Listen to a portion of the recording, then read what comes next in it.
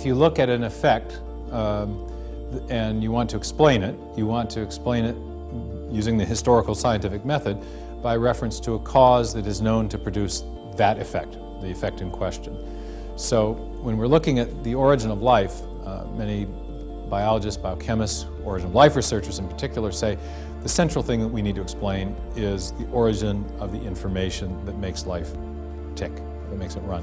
What runs the show in biology is information, much of it encoded digitally in the DNA molecule. We're also learning that there's other forms of information organized hierarchically in other parts of the genome and even beyond the genome.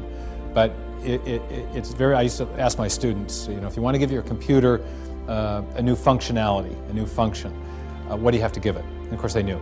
Code. You have to give it information. And the same thing is true in life. If you want to produce life in the first place, if you want to develop a new form of life from a pre-existing form of life, you have to provide information. And so the question is, where does that information come from?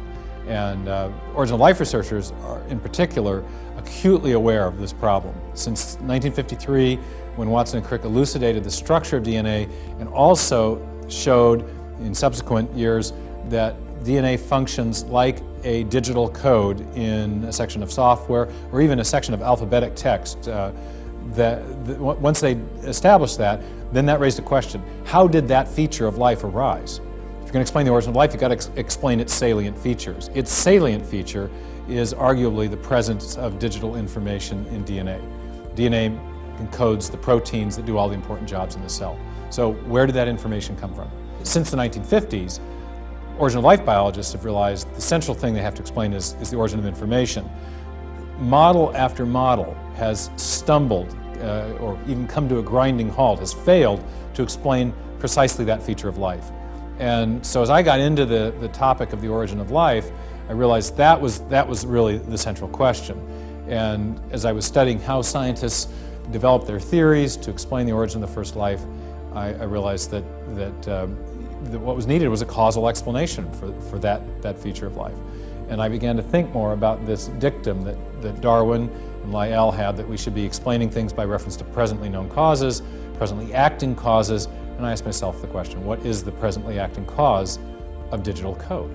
What's the known cause of information generally? And what we know from uniform and repeated experience, which is the basis of all scientific reasoning in the past, about the past, is that information always comes from an intelligent source.